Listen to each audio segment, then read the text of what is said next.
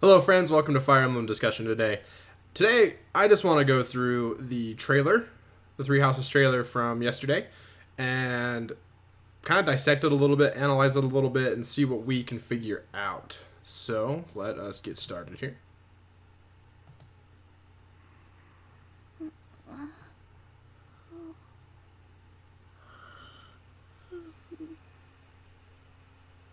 Oh my.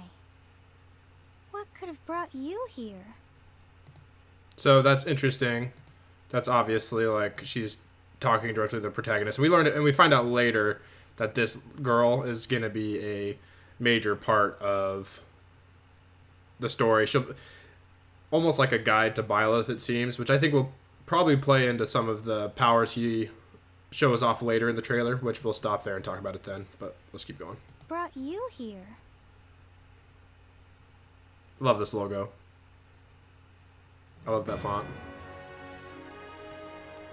The continent of Fodlan, said to be protected by a revered goddess, has existed since time immemorial.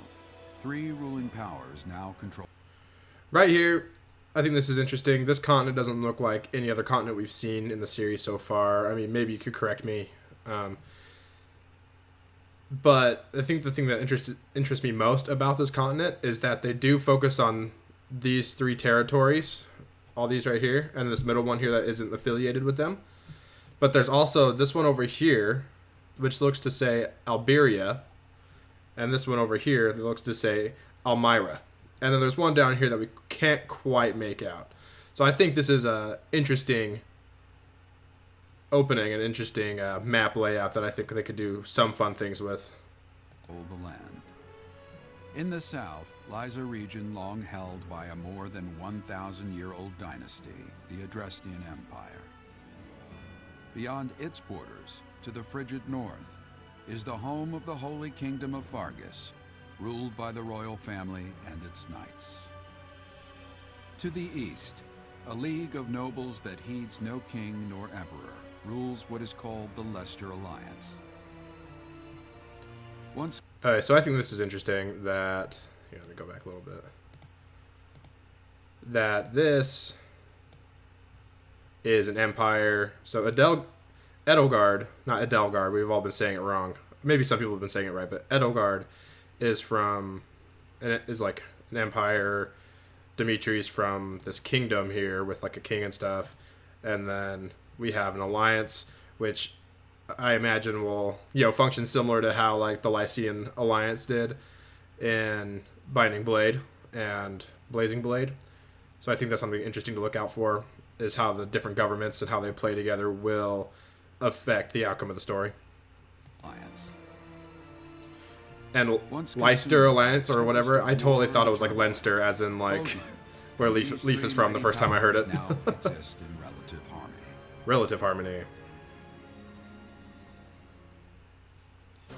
In the Fire Emblem Three Houses game, you are the hero the world needs. Okay, so we get our first look at female Byleth here, who I am honestly not a fan of. I'm honestly not a fan of either of their designs, but female Byleth in particular just seems a little... Honestly doesn't feel like it fits the aesthetic of the entire game. Like, I don't get what's with the belly button showing and like the weird armor stuff. I'm just not a fan, and I think her hair looks kind of derpy, but maybe that'll be fixed later, or I'm sure there'll be different hairstyles. I'm just not a big fan of this hairstyle, but I'm just not a big fan of this character model, and I think it is a tad towards the fan servicey side, which I was kind of hoping they'd lean away from. But we'll see. Maybe it'll be a redesign, or maybe be able to choose different costumes and stuff, but we'll see. The hero the world needs. You start out as a mercenary traveling with a group led by your father, Geralt. So I saw this on the Reddit. This guy, they had a picture side by side. One was of this guy, and the other was Grail. And I was like, you can't tell me there are not similarities here. And like and I saw another one. I was like, yeah, he's totally gonna die. It totally makes sense that Byleth needs a reason to be angry and save the world because his father dies or something. He's some vendetta. After an unexpected incident reveals an unknown power hidden within, you'll travel to Garrick Mach Monastery, where you'll receive an offer to teach. Travel to Garrick Mach Monastery, where you'll receive an offer to teach at the Officers' Academy. Around that same time, you alone begin to see a mysterious girl named Sothis, who appears within your mind. Dragon God Lady Sothis. Garrick Mach Monastery lies at the center of 3 large territories.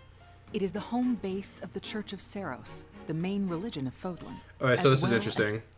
If you see, like... Yeah, let's get a better picture of the headdress here. This headdress looks almost identical to this headdress. Maybe I can't remember if there's a better shot of it. I saw someone point that out earlier. So I haven't watched any like trailer analysis videos. I've just seen a few things here and there on the Reddit and whatnot. But yeah, so I think that is going to be a big part of the story. Is she is obviously probably some holy figure that's significant to their religious beliefs in Fodlan. And I think that's obvious to see based on her headdress and the fact that her hair is green, eyes are green, and then the lady that looks like the leader of the monastery is also green haired and territories. Green eyes. It is the home base of the Church of Seiros, the main religion of Fodlan, as well as the Knights of Seiros. Not only does the church serve to maintain order in Fodlan, its monastery also houses the Officers' Academy. Those who train there will go on to shoulder the future of Fodlan. The Officers' Academy is comprised of 3 Alright, let's go houses. back now and go take a look at some of this here. Right here. Maybe a little farther forward. Alright. Let me see here. Its monastery also... Alright. So I think this is... I'm honestly a fan of this animation over what we've seen in... Like, I personally didn't like the Fates and Awakening style animations, and I like these. I just want to point that out. Houses the Officers' Academy. Those who train... So, to me, this is obvious. You're going to be learning how to use magic in this game if you want, or have characters learn to use magic, which is good stuff. There will go on to shoulder the future of Fodlan. Weird teacher lady I'm not a fan of. The Officers' Academy is comprised of 3 houses. The Black Eagles is for students from the... The Black Eagles, or... Gryffindor. Adrestian Empire, including the House Leader and future Emperor, Edelgard. No! The Blue Lions boasts Prince Dimitri of the Holy Kingdom of Fargus as its House Leader. This house these is beads for of sweat right here. students Cracks from me up. his kingdom. Whoa, sweat. The Golden Deer is for students from the Leicester Alliance. Their House Leader is Claude, who is the heir of the noble family that leads the Alliance. Okay. So I think something interesting is that they're basically wearing the same outfits as all the other members of the school, the battle school, except they, as being the leaders, they have like their respective countries like assigned color, and they are wearing just like a cape type thing, and then like a little accent there for Edelgard, and then move on to Dimitri. He has like blue belt and stuff, a little bit of there and the cape thing, and same goes for Claude, except he's wearing a little more yellow, I think, and he's wearing his little open. He's looking like a baller. His earring ponytail thing. As a professor, you will lead the students of one of these houses and instruct them. In addition to the house leaders, there are many other students to meet, each with their own unique personalities and skills. So this is interesting. So they are alluding to the idea that you're going to choose a house to teach, and it's kind of, I feel like it's saying that you're only going to be able to have the units that are in each house.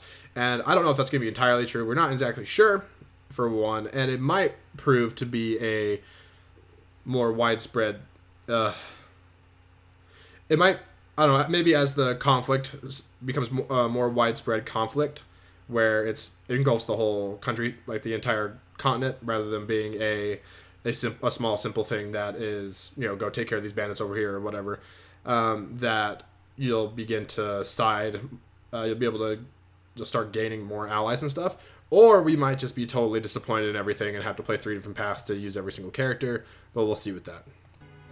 Which house will you choose? Which house will you choose? Of course, you have to, so it's going to be like different paths of a story, probably.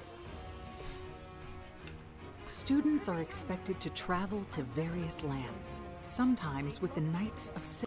So this is obviously the Red Kingdom, or Red Empire people, whether they're the Black Hawks or the Black Eagles or whatever Edelgard's crew. I don't know. I don't see any like real standouts here. They're all kind of dressed similarly because those are it's obviously like academy attire. But we do see some interesting. We do see like different weapon types used by different members, and I'll point that out as we're going.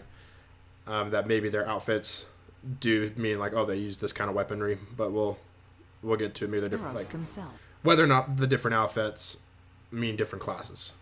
And gain real battle experience, including everything from defeating bandits to suppressing rebellion. I love this. Okay, so we see every single unit on the map here, right? But each one also has their own little portrait above their head and the weapon they're wielding. And I imagine this triangle here has to do with what formation they are currently in. And I think that is... it's a nice touch. Nice thing. See a weapon here. And we can see all the different weapon types that are used by each of the different house members in Adele and Edelgard's house. Which, like, see, this is obviously a tome. You know, magic, axes, swords, lances, bows, stuff we've seen before. But then we have this right here, which isn't entirely obvious what it is. I am curious to find out. It looks like it could just be another kind of magic. It looks like a book there to me. It could just be another... It could be like dark magic or something like that. Like, look at that portrait. He looks kind of like a dark magey kind of guy compared to her, who looks like the happy, bubbly mage of the group. And this is... Oh, okay. Look at this. And then we got a white book, which is... Okay, so let's start this over. Got a black book here that like black magic, which, you know, like fire, thinking echoes. You know, thinking echoes like Excalibur, Ragnarok, stuff like that. And then you got white magic here, which is going to be healing. Probably most likely healing and maybe some holy magic, maybe even Nosferatu if they're going that route. If like it's going to cost HP to cast spells. And then this one is interesting. It looks like a book as well. It might be kind of like a red mage that you'd see in like Final Fantasy, being able to use both kinds of magic. Or maybe it's an entirely new thing we've never seen before. So I'm interested to see what this one is in particular. But everything else here is pretty easily explainable.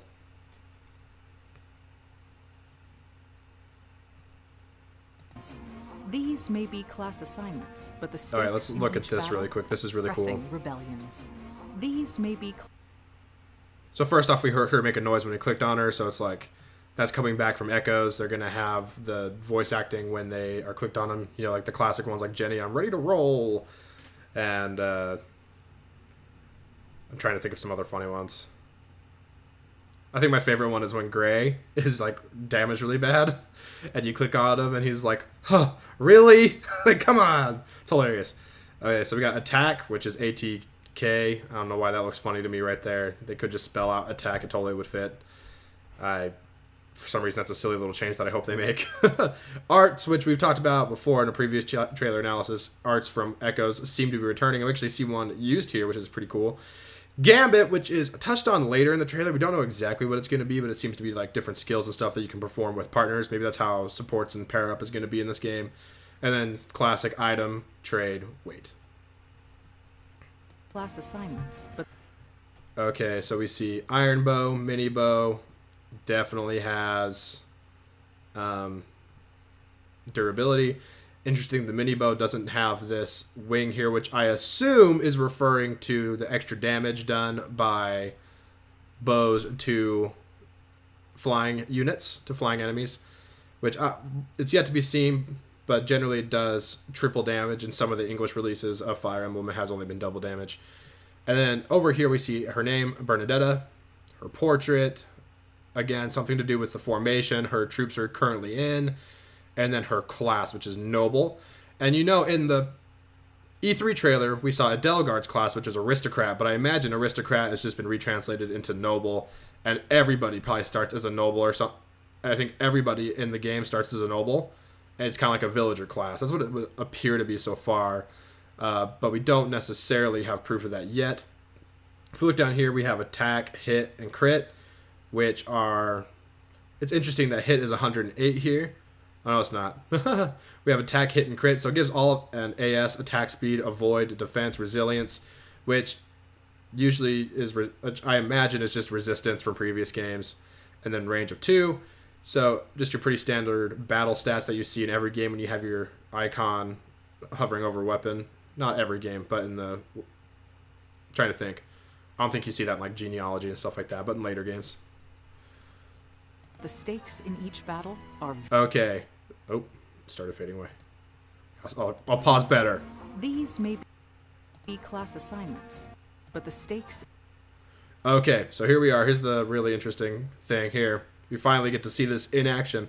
It's been speculated that this would be used to switch between different combat arts, and combat arts a la Echoes. So we have our weapon here. You can X and Y to switch weapons, and ZL, ZR to switch combat arts, which is going to be really nice. It seems they're going back. They're again using like the Gaiden, not Gaiden, the Echo style of just showing how much damage is going to be done. But I am grateful that they're showing this again, where it's easier to understand rather than like the weird bars and stuff. And then you just get I like this updated battle window. I think this is really interesting up here. All this that stuff's annoyingly in the way. I'll show it better in the video. Which we have this weird like fiery skill, which honestly reminds me of like Tempest, which is a biorhythm affecting skill in Path of Radiance and Radiant Dawn. I doubt that's what it is. And then level 1 with spears and level 1 with bows. So that is also interesting. Level 1 with spears, level 1 with bows. So it looks like they're moving away from the EDCBAS weapon rank system and moving more towards a generic level 1, level 2, level 3 system. And I think that they could... And I think this could also mean that since everybody is... I think this could also mean that because everyone is the same class, that at least appears to be the same class at the beginning as a noble, that maybe weapons aren't exclusive to class anymore. These guys all appear to be the same class as well. Kind of. I don't know. The archer looks a little different than these, what I assumed are brigands, but they just have the generic name of thief. Maybe... I would speculate at this point that weapons are not class-based per se. Maybe there's certain classes that specialize in different weapons, so maybe to become a barbarian, or I think that's what it was later, or maybe to become an archer, you have to have a certain weapon rank in bows. Maybe you have to be a level 3 in bows before you can become an archer, or before you can become like a soldier, you have to have a level 3 in lances, or maybe even later down the line they'll have mixes where if like you want to become a malignite, you need to have a level 6 axes, level 4 magic, or something like that. So I think that's something interesting to watch out for, and it could be a really nice... It could be a very different experience that allows even more customization than we've ever had before in a Fire Emblem game, which I think that's what this game is leaning towards. All right, next we see Bernadetta actually switch to a different combat art here with curved shot. We have a number 3 here, which we can assume is how much damage she'll take when she uses this skill. And when she selects it, actually here, let's go back a little bit. It changes her stats a little. So here we see that no combat art is selected, and there's 10 might, 100 hit, 2 crit. And as soon as she selects that, it's a little grayed out here. Let's go back just a touch. So we got 11 hit now instead of 10, 100 hit still, and then 2 crit. So curve shot, it shows us it in the battle forecast, and it's just curve shot appears to just be +1 damage. I wouldn't be surprised if it was plus like 10 or 20 hit or something as well. But it also adds a square of range to her attack. So if we go back a little bit, when it first pops up, just normal archer range, 2 range, right? But as soon as she switches to curve shot, this next grouping appears. Unless I'm seeing it wrong. Let me. These may be class assignments, but the stakes in each battle. Yeah, as soon as she switched to curve shot. I don't want to do this right now. Maybe tomorrow.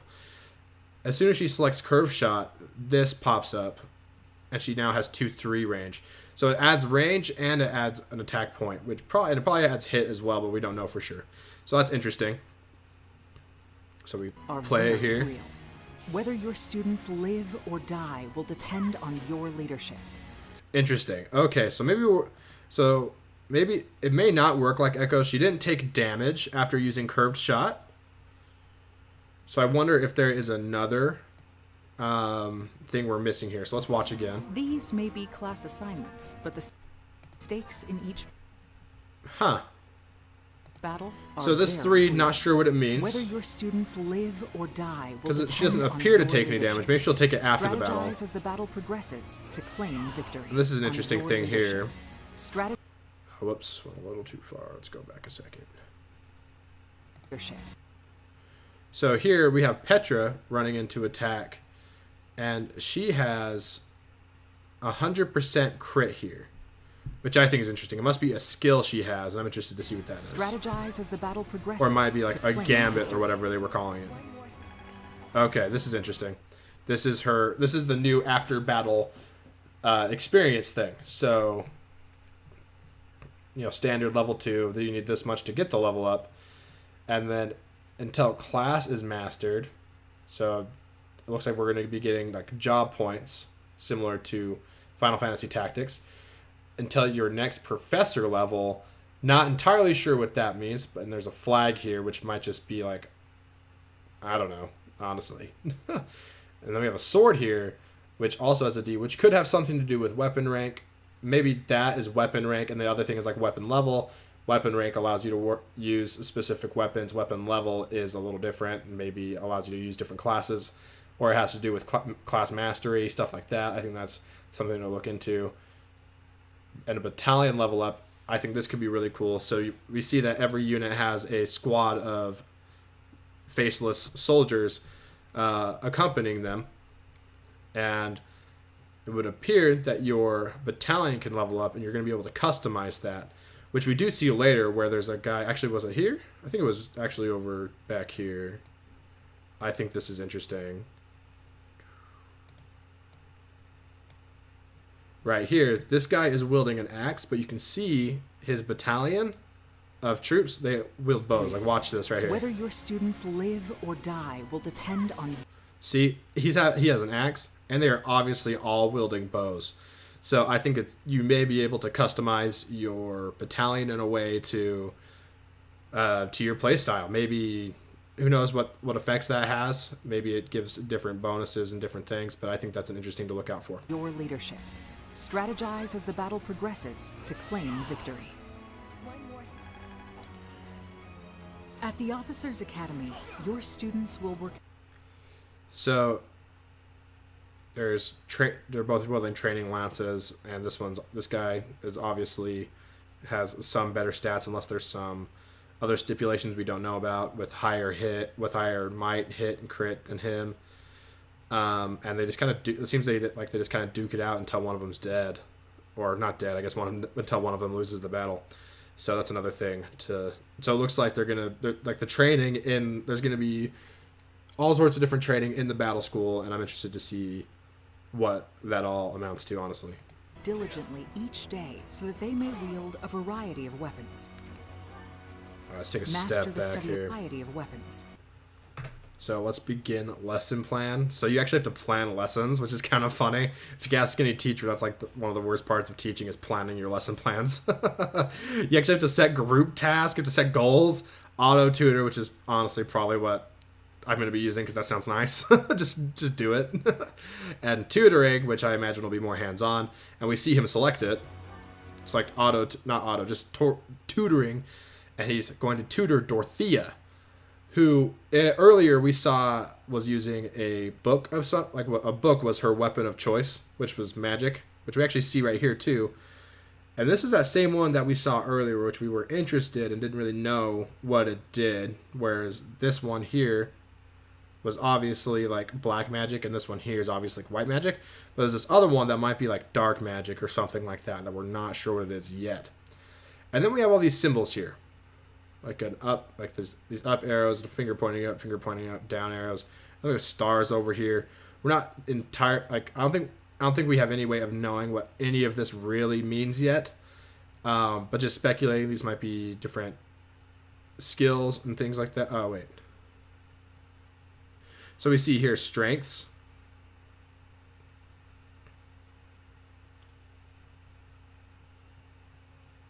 Skill details. Reason. Base +4. Strength +1. Okay, interesting. Skill details. Growth goals. So she wants to grow in her ability. So the idea is for her to grow in her ability to use a sword, and reason focus, which I imagine has to do with magic of some kind. Probably black magic and other things. Whatever this little book here is, whatever that's going to be. Huh. I am interested to see how this base thing is going to work and strength is going to work. Maybe base is just like the innate natural talent they have with that skill. And maybe every unit's going to be different. Maybe some people are going to be better with like fists, which I imagine are going to be like the claw weapon we see later in the trailer. Axes or magic and stuff like that. Not really sure what this flag is yet. Might just have to do with being a better leader of your battalion. But we'll see. Master the study of magic. Master the study of magic, so we just used something to master study of magic here. That's what the lady just said. And acquire special skills such as horsemanship. Okay. This is something that cracks me up. Special skills as in horsemanship. So you're going to set different focuses for them to focus on. You're going to set different focuses for them to learn. For things for them to learn. And it would appear you can get people to learn how to ride horses, which is notorious in Fire Emblem for being the best thing you can know how to do, is ride a horse and be able to fly. So I think I'm a little nervous to see if that's going to be like just the optimal strat, is have everyone flying or have everyone on a horse or vice versa, or any combination of the two. But we don't know for sure, so let's not get up in arms about it. I've seen some complaints about it on the Reddit. I don't think we need to be worried yet. I don't think that's I think, if anything, it's just going to be an option. But let's have a little faith. Maybe having high movement will be balanced in this game. Maybe Cavaliers will just be an awful class. So it looks like, let's go back a step. It would appear that reason is like the dark magic, faith is like light magic, as we see in the next trailer. Selects faith as a focus, and here like heals Byleth right here.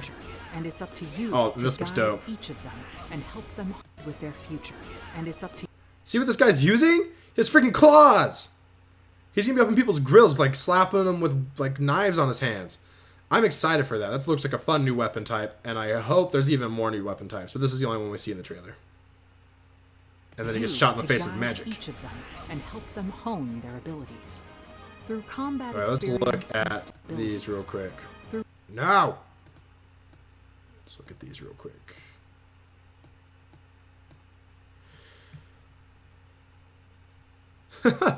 A brigand fights with an axe and is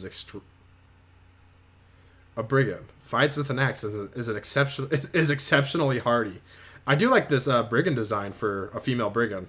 Normally they've been a little skimpier than that. I'm glad that they seem to be shying away from the more skimpy outfits in the series. I love these little art design, these little sprites here. I think my favorite one here is the knight. It looks it's kind of fun looking with the shield and the sword and kind of big and stocky. I think it's fun. But this is interesting. Exam. It's an exam. Ah! Exam skills. You have to have an axe level of C or higher to become a barbarian. What? Intermediate seal. So there's still going to be some seals you need, it looks like. But that's okay. She has a 100% pass rate because she probably has a C or higher in axes, and you have an intermediate seal. I wonder if you can like take it like a D or like a D and have like a 67% chance of passing, and then you just pass it and you get it, even though you didn't deserve it or something. That'd be interesting. But I do like this, that your weapon rank is going to determine which classes you can change into, and that's going to be fun. That's going to be a fun way to customize your army. And it looks like there's more below here, but we don't. We get like a little peek at the top of a sprite here. You can see a couple of dots, but we have no idea what it is. Oh no, it's not. This is a page. Whatever. Abilities. Through combat experience and study, you can help your students reach their full potential. Ooh, she passed the test. Your students can also interact with each other at the academy, and Hang by out doing together, so, fun. their bonds. What is this? I want to know what this is. So the narrator is talking about their bonds can give them strength or whatever, help them in battle. So gambits are definitely going to have something to do with like supports, bonds, stuff like that. And 4 of them though, that's what's like I'm freaking out over. That's what I'm freaking out over. That's so cool. That 4 of them are on this gambit boost or whatever it means. Will strengthen, But and they'll be able to better support coordinated each other gambit is on what the this test here. battlefield. But we don't really see the effects of it really. And here, okay, axe in the back. Let's point that out really quick. But he obviously saw it or something because he blocked it, whatever. So Byleth is now Shulk. He has the Monato's power, and he can see the future. I can see it.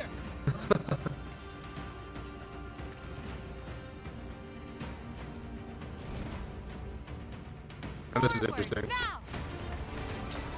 3 territories. 3 houses. Your very own journey. Who's that guy? Who's that guy? Fire Emblem 3 houses will Alright, so we get a lot of stuff here at the end that's just kind of like cool action-y shots. Action hero shots, you know? Come on. So we have a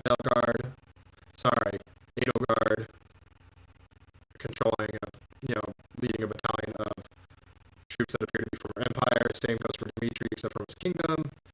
And then Claude from his alliance. Come on. And then Claude from his alliance. 3 houses.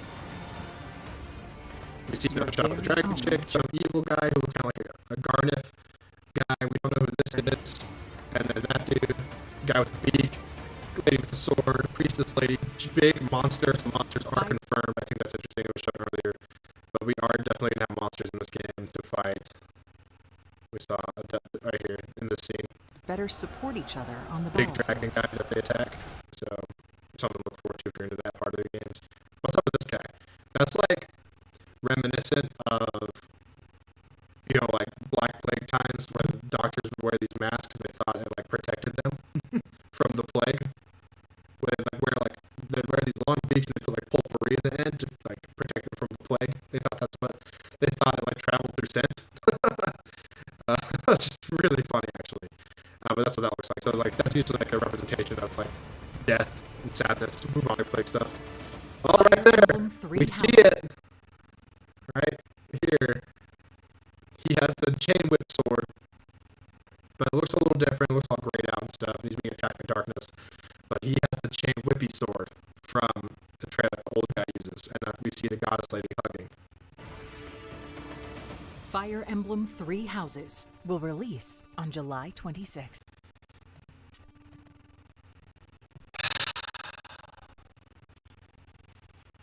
July 26th. That is a literal forever from right now. Oh, it hurts. All my predictions were wrong. I thought end of March, and then I realized my expectations were a little high, and I told myself, okay, beginning of May at the latest, but as you can see, I was totally wrong. July 26th. Now, I don't think they'll push it back again, but they might, for all we know. I mean, this game's already been pushed back a bazillion times. But I think it's important to note that I'm not upset that it's being pushed back. I'm not upset that we don't get the game next week. I'm just a little disappointed I don't get to play it sooner. But in all reality, I'd rather have a really, really good game to play a few months than to have a crappy game to play tomorrow. So I'm just glad Nintendo has the presence of mind to delay games so that they give us a really good experience rather than a crappy experience that we'll hate forever. So and it looks like they're doing a lot of ambitious things with Three Houses, and I'm excited to see what they do even more. This trailer showed us a lot, but I'm excited to see the other stuff in the trailer. To see the other stuff in the future. Alright guys, that'll do it for me today. I've got to say I'm excited for this game. If you're excited, let me know in the comments. Tell me what you thought of the trailer. Let me know all the things I missed and all your thoughts about different things. Specifically, I'm interested to hear what you think about the class changing system and how it's going to work with weapon ranks and different stuff like that. How weapon ranks are going to affect everything. Because I think weapon ranks and stuff like that and weapon mastery is going to be.